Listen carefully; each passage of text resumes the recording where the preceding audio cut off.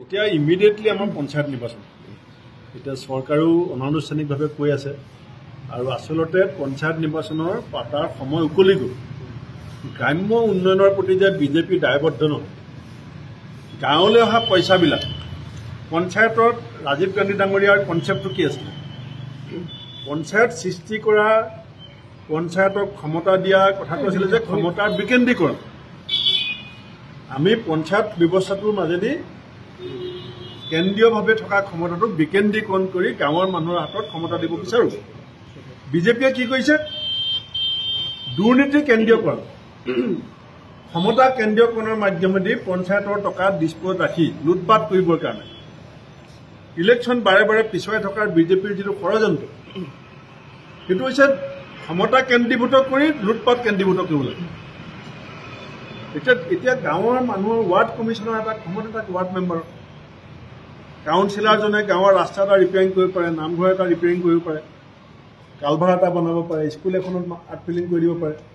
এতিয়া কোনো গ্ৰাম্য ক্ষমতা বিকেন্দ্ৰীকৰণৰ ধাৰণাটোক বিজেপিয়ে ধূলিসাৎ কৰি ক্ষমতা কেন্দ্ৰীভূত কৰি গাঁৱলৈ অহা পইচা ডিস্প'জত লুটপাট কৰিবৰ কাৰণে বিজেপিয়ে পঞ্চায়ত নিৰ্বাচনটোত লাহে লাহে আজি হ'ব কালি হ'ব বুলি কৈ পিছুৱাই নি আছে। যিমানে পিছুৱাই নি আছে সিমানে পঞ্চায়তৰ নামত অহা টকা পইচাখিনি তেওঁলোকে লুণ্ঠন কৰাৰ এটা সুযোগ। কাৰণ চোৱা মানুহ নাই, এতিয়া কোৱা মানুহ নাই, আপুনি গমেই নাপায় ভিডিঅ' অফিচত কি হৈ আছে, কাৰণ আমাৰ প্ৰতিনিধিয়ে নাই। গতিকে এতিয়া বিজেপি MLA, বিজেপি মন্ত্ৰী, বিজেপি অফিচাৰ চবেই মিলি পঞ্চায়তৰ গ্ৰাম্য উন্নয়নৰ যিটো লুটপাট, সেই লুটপাট শেষ কৰিবৰ কাৰণে আমি পঞ্চায়ত নিৰ্বাচন পাতিবই লাগিব। আৰু পঞ্চায়ত নিৰ্বাচনৰ কাৰণে কংগ্ৰেছ দল আমি সাজু হৈছোঁ।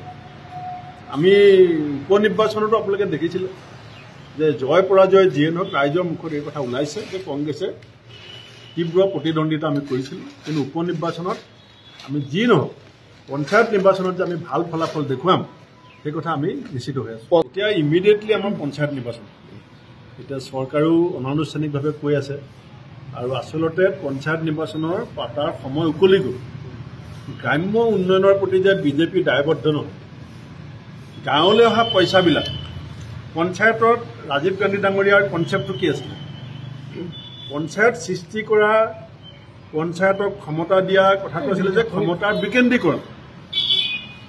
আমি পঞ্চায়ত ব্যৱস্থাটোৰ মাজেদি কেন্দ্ৰীয়ভাৱে থকা ক্ষমতাটো বিকেন্দ্ৰীকৰণ কৰি গাঁৱৰ মানুহৰ হাতত ক্ষমতা দিব বিচাৰোঁ। বিজেপিয়ে কি কৰিছে? দুৰ্নীতি কেন্দ্ৰীয়কৰণ, ক্ষমতা কেন্দ্ৰীয়কৰণৰ মাধ্যমেদি পঞ্চায়তৰ টকা ডিস্প'জত ৰাখি লুটপাট কৰিবৰ কাৰণে ইলেকশ্যন বাৰে বাৰে পিছুৱাই থকাৰ বিজেপিৰ যিটো ষড়যন্ত্ৰ, সেইটো হৈছে ক্ষমতা কেন্দ্ৰীভূত কৰি লুটপাট কেন্দ্ৰীভূত কৰিব লাগে। এতিয়া গাঁৱৰ মানুহৰ ৱাৰ্ড কমিশ্যনৰ এটা ক্ষমতা থাকে, ৱাৰ্ড মেম্বাৰৰ। কাউন্সিলাৰজনে গাঁৱৰ ৰাস্তা এটা ৰিপেয়াৰিং কৰিব পাৰে, নামঘৰ এটা ৰিপেয়াৰিং কৰিব পাৰে, কালভাৰ এটা বনাব পাৰে, স্কুল এখনত আৰ্ট ফিলিং কৰি দিব পাৰে। এতিয়া কোনো গ্ৰাম্য ক্ষমতা বিকেন্দ্ৰীকৰণৰ ধাৰণাটোক বিজেপিয়ে ধূলিসাৎ কৰি ক্ষমতা কেন্দ্ৰীভূত কৰি গাঁৱলৈ অহা পইচা ডিস্প'জত লুটপাট কৰিবৰ কাৰণে বিজেপিয়ে পঞ্চায়ত নিৰ্বাচনটোত লাহে লাহে আজি হ'ব কালি হ'ব বুলি কৈ পিছুৱাই নি আছে। যিমানে পিছুৱাই নি আছে সিমানে পঞ্চায়তৰ নামত অহা টকা পইচাখিনি তেওঁলোকে লুণ্ঠন কৰাৰ এটা সুযোগ। কাৰণ চোৱা মানুহ নাই, এতিয়া কোৱা মানুহ নাই, আপুনি গমেই নাপায় ভিডিঅ' অফিচত কি হৈ আছে, কাৰণ আমাৰ প্ৰতিনিধিয়ে নাই। গতিকে এতিয়া বিজেপি MLA, বিজেপি মন্ত্ৰী, বিজেপি অফিচাৰ চবেই মিলি পঞ্চায়তৰ গ্ৰাম্য উন্নয়নৰ যিটো লুটপাট, সেই লুটপাট শেষ কৰিবৰ কাৰণে আমি পঞ্চায়ত নিৰ্বাচন পাতিবই লাগিব। আৰু পঞ্চায়ত নিৰ্বাচনৰ কাৰণে কংগ্ৰেছ দল আমি সাজু হৈছোঁ। আমি উপ নিৰ্বাচনতো আপোনালোকে দেখিছিলে যে জয় পৰাজয় যিয়ে নহওক ৰাইজৰ মুখত এই কথা ওলাইছে যে কংগ্ৰেছে তীব্ৰ প্ৰতিদ্বন্দ্বিতা আমি কৰিছিলোঁ, কিন্তু উপ নিৰ্বাচনত আমি যি নহওক পঞ্চায়ত নিৰ্বাচনত যে আমি ভাল ফলাফল দেখুৱাম সেই কথা আমি নিশ্চিত হৈ আছোঁ।